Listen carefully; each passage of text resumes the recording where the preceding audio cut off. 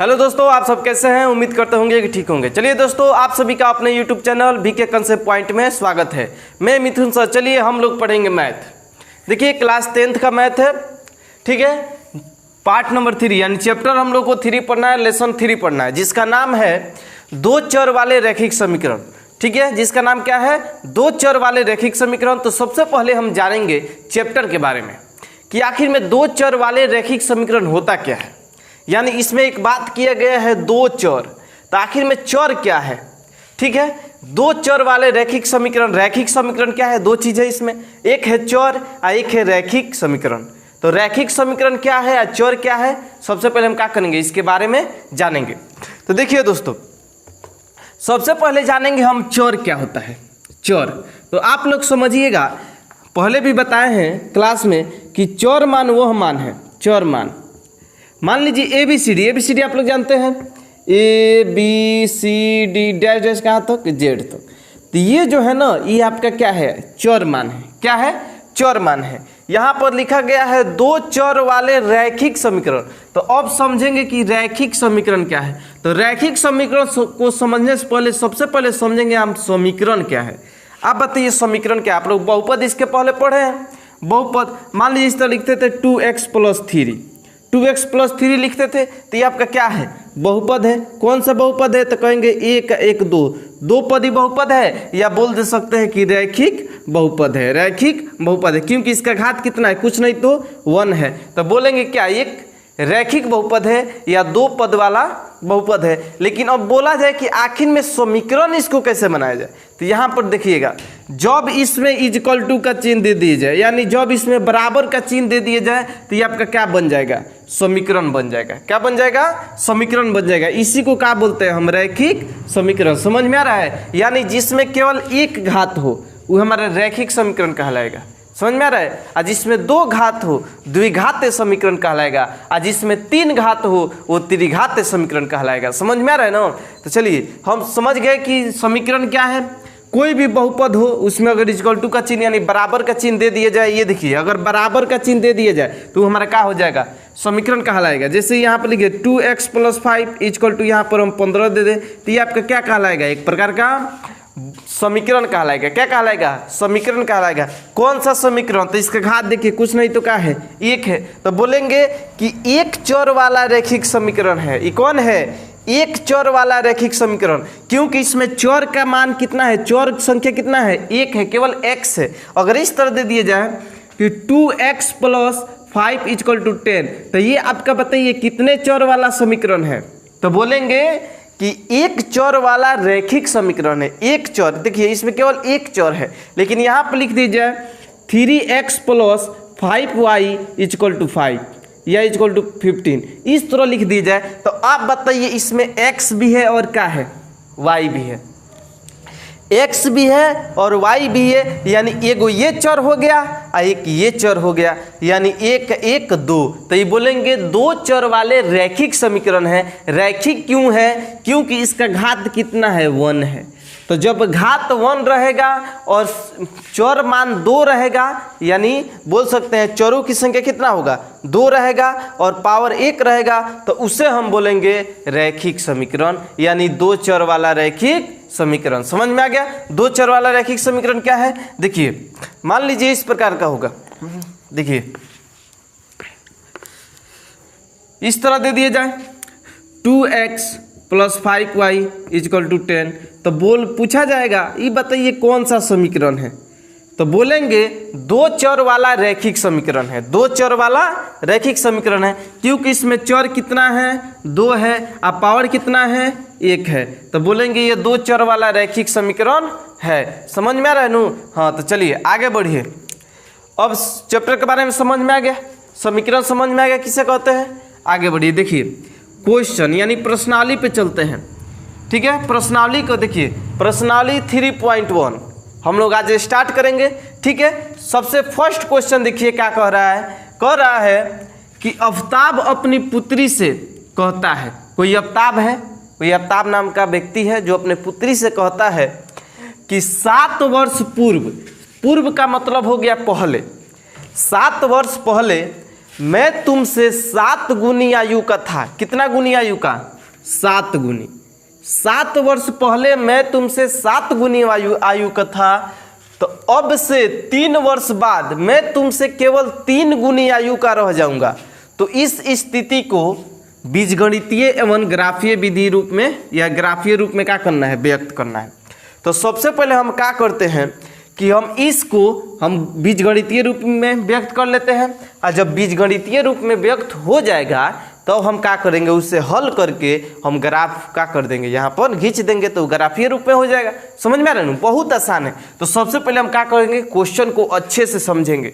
Question को अच्छे से समझ के क्वेश्चन को पकड़ेंगे कि क्वेश्चन क्या कह रहा है। जब क्वेश्चन पकड़ा जाएगा, जब समीकरण निकल जाएगा, तो ग्राफ बहुत आसान है खींचना। समझ में आ रहा है ना? तो सबसे पहले क्वेश्चन देखिए, अवताब अपनी पुत्री से कहता है, यानी एक अवताब है, एक क्या है? उसकी पुत्री है। तो सबसे पहले यहाँ पर मानेंगे हल। चलिए लिखिए, माना कि अवताब की आयु, माना कि अवताब की आयु कितना? 100 वर्ष। कितना मान लेते हैं हम? 100 वर्ष मान लेते हैं। अवताब की आयु 100 मान लेते हैं, ठीक है। और उसकी पुत्री का आयु हम क्या मान लेते हैं? y मानेंगे। 2 मानेंगे, एक x मानेंगे, एक y मानेंगे। क्यों मानेंगे? क्योंकि ये जो चैप्टर का नाम है 2 चर वाला है, यानी चर 2 को मानना है हमें। ये नहीं कि केवल x को मान के बना दे, नहीं। x को मान के कब बनेगा? जब केवल एक चर वाला रहेगा, एक चर वाला रेखिक समीकरण रहेगा, तो अब x ही पर मान के बन जाएगा। लेकिन यहाँ पे क्या है? 2 चर वाला रेखिक समीकरण है, इसलिए हम अवताब को हम x मान सकते हैं और उसकी पुत्री की आयु को y मान सकते हैं। समझ में आ रहा है? 2 मान लिए। अब कह रहा है, अवताब अपनी पुत्री से कहता है कि 7 वर्ष पूर्व मैं तुमसे 7 गुनी आयु का था। 7 वर्ष पूर्व। अब लिखेंगे प्रश्न से, जो प्रश्न कहेगा उसके अनुसार से चलेंगे। 7 वर्ष पूर्व। अब लिखेंगे 7 वर्ष पूर्व। पूर्व यानी पहले। 7 वर्ष पहले अवताब का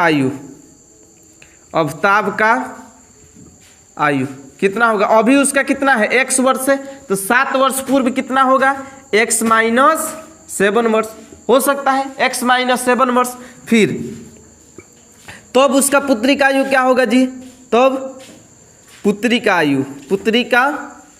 आयु कितना हो जाएगा?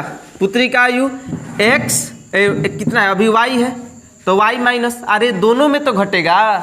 7 वर्ष पिता पीछे जाएंगे तो पुत्री भी तो 7 वर्ष पीछे ही नहीं जाएगी, आगे थोड़े जाएगी। समझ में आ रहा है नू? तो दोनों का हो गया इतना वर्ष।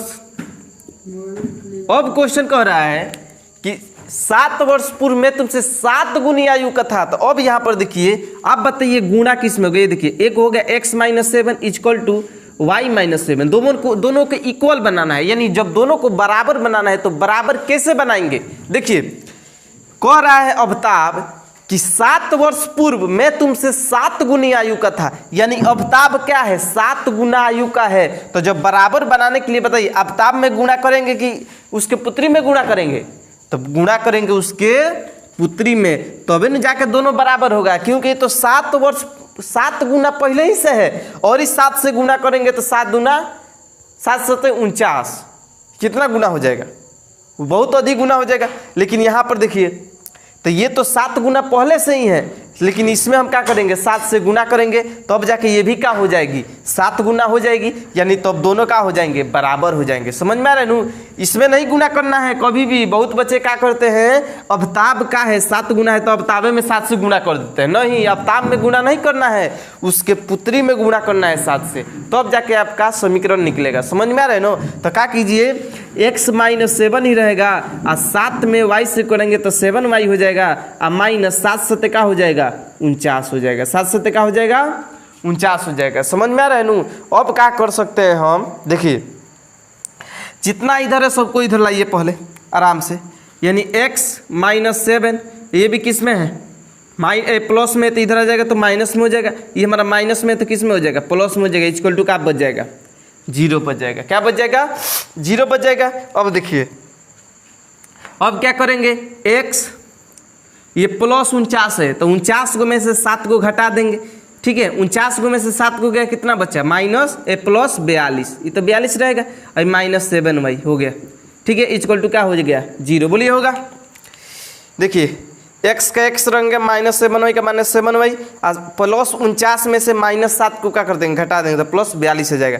अब क्या कर सकते हैं हम, x -7y, अब 42 हमारा प्लस में उधर भेज देंगे तो किस में हो जाएगा -42, समीकरण 1। हमारा समीकरण क्या हो गया 1 निकल गया। समझ में आ रहा है, समीकरण 1 क्या हो गया, निकल गया। अब क्या करेंगे हम, फिर अब लिखेंगे फिर प्रश्न से, चलिए अब फिर प्रश्न पे चलते हैं। अभी यहीं तक न थे हम, 7 गुना तक थे, अब आगे बढ़िए। आगे कह रहा है अब से 3 वर्ष बाद, अब से 3 वर्ष बाद, तब लिखेंगे यहाँ पे 3 वर्ष बाद, 3 वर्ष बाद। अब लिखे 3 वर्ष बाद आफ्ताब का आयु, आफ्ताब का आयु, 3 वर्ष बाद आफ्ताब का आयु कितना होगा जी, अभी उसका x है तो x प्लस का हो जाएगा 3 वर्ष, x प्लस 3 वर्ष, और उसके पुत्री का आयु, पुत्री का आयु कितना हो जाएगा y प्लस 3 वर्ष। लेकिन कह रहा है, आगे भी कह रहा है, देखिए आगे कह रहा है कि 3 वर्ष बाद मैं तुमसे केवल 3 गुनी आयु का रह जाऊंगा, 3 वर्ष बाद 3 गुनी आयु का। अब बताइए किस में गुणा करेंगे, आफ्ताब में गुणा करेंगे, पुत्री में, पुत्री में गुणा करेंगे, क्योंकि आफ्ताब तो पहले से ही 3 गुना है। समझ में आ रहा है नू।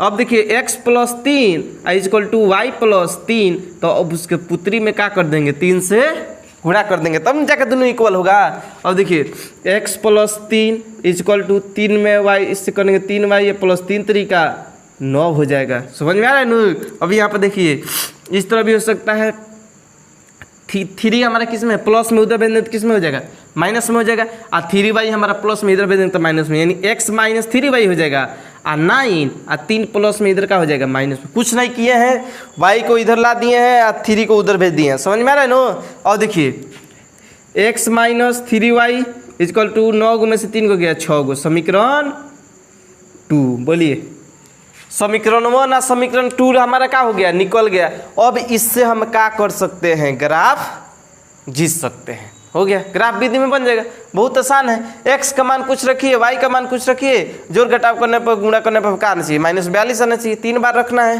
और फिर से इसमें भी x का मान कुछ रखिए, y का मान कुछ रखिए, और फिर से क्या कीजिए, गुणा कीजिए, घटाइए, आपका क्या आना चाहिए, 6 आना चाहिए, आपका आ जाएगा आंसर। उसके बाद से हम ग्राफ क्या कर सकते हैं, खींच सकते हैं। इतना समझ में आ गया, इतना समझ में आ गया ना। अब कुछ नहीं करना है, देखिए इतना समझ में आ गया। अब इसको हम क्या करते हैं, मिटाते हैं, क्योंकि हमें क्या करना है, ग्राफ खींचना है। तो ग्राफ खींचना है तो इसके लिए हमें सॉल्व करना पड़ेगा। पहले समीकरण 1 को सॉल्व करते हैं। देखिए समीकरण 1 दिया है,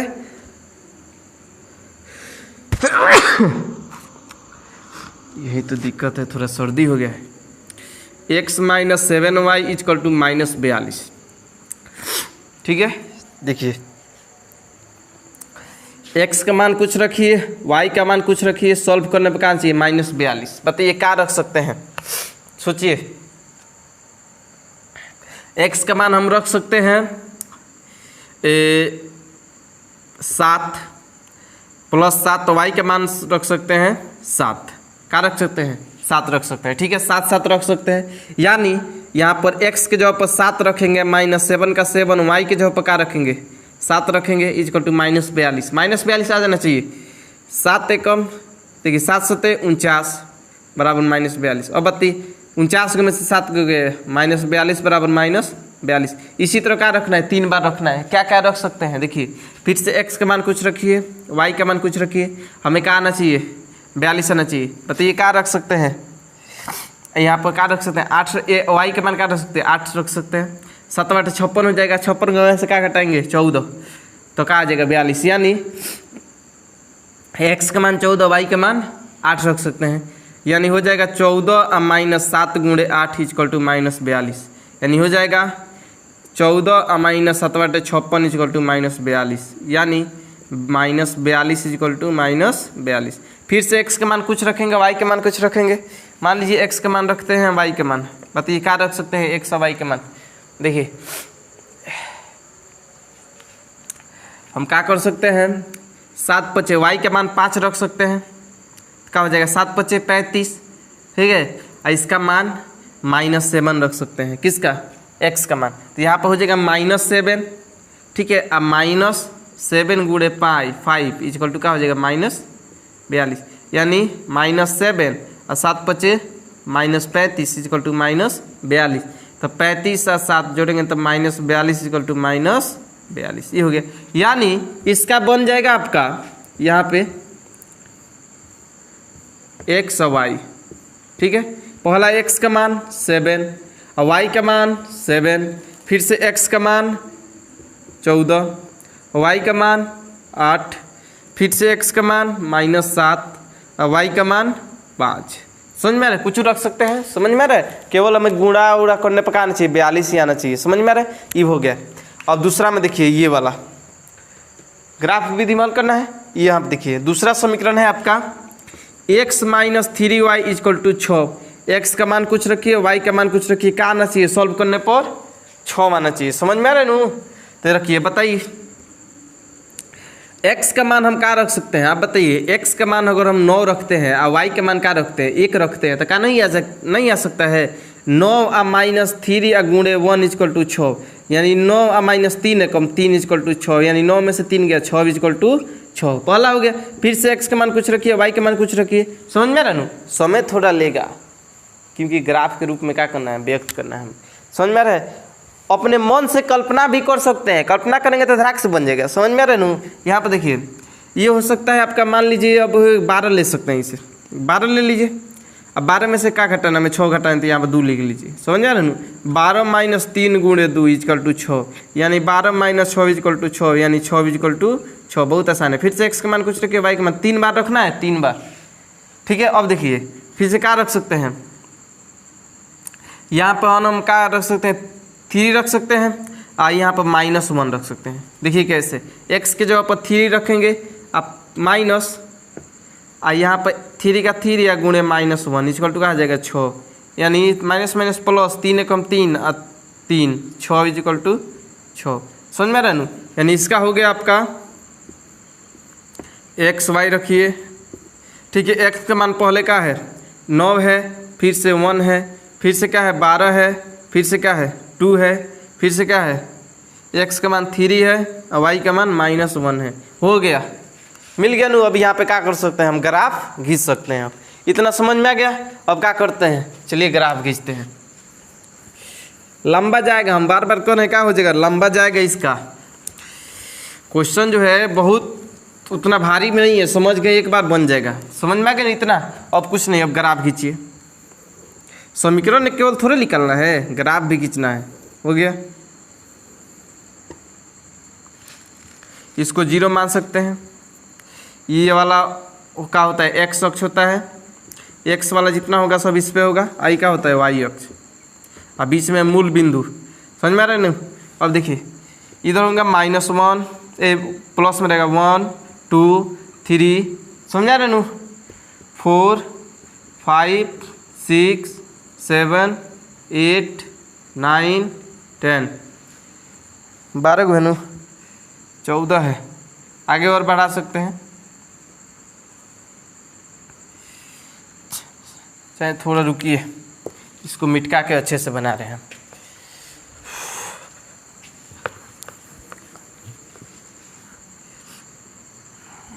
थोड़ा छोटा ही बनेगा, अच्छे से बनेगा। समझ में आ रहा है? इसको ऐसे बना रहे हैं।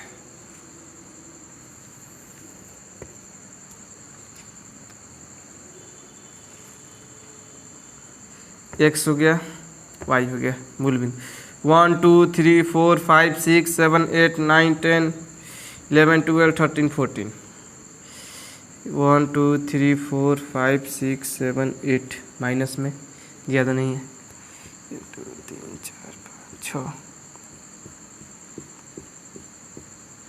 हो गया। चलिए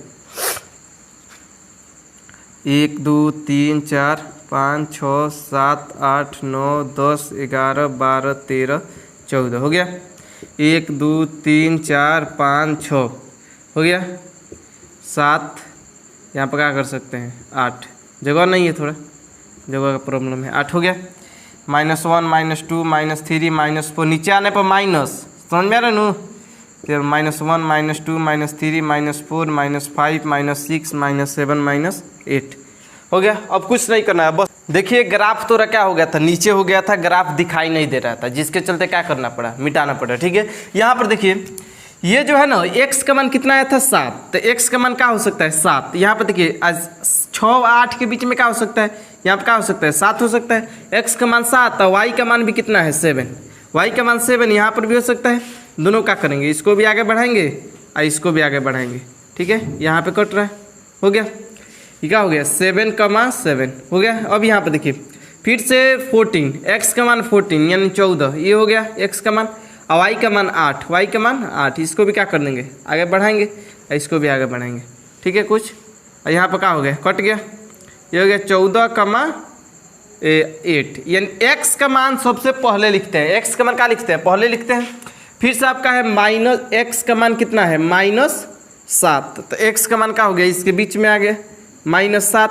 ठीक है, और y का मान क्या है 5 यानी इसके बीच में 5, तो इसको आगे बढ़ाइए और इसको क्या कीजिए आगे बढ़ाइए। ठीक है, यहाँ पे दोनों मिल रहे हैं यहाँ पे, यानी 7 का -7 का 5। ठीक है, अब क्या कीजिए, ये हो गया ग्राफ आपका, समझ में आ रहा है ना, ये हो गया आपका ये ग्राफ, यानी पहला समीकरण का ये ग्राफ हो गया।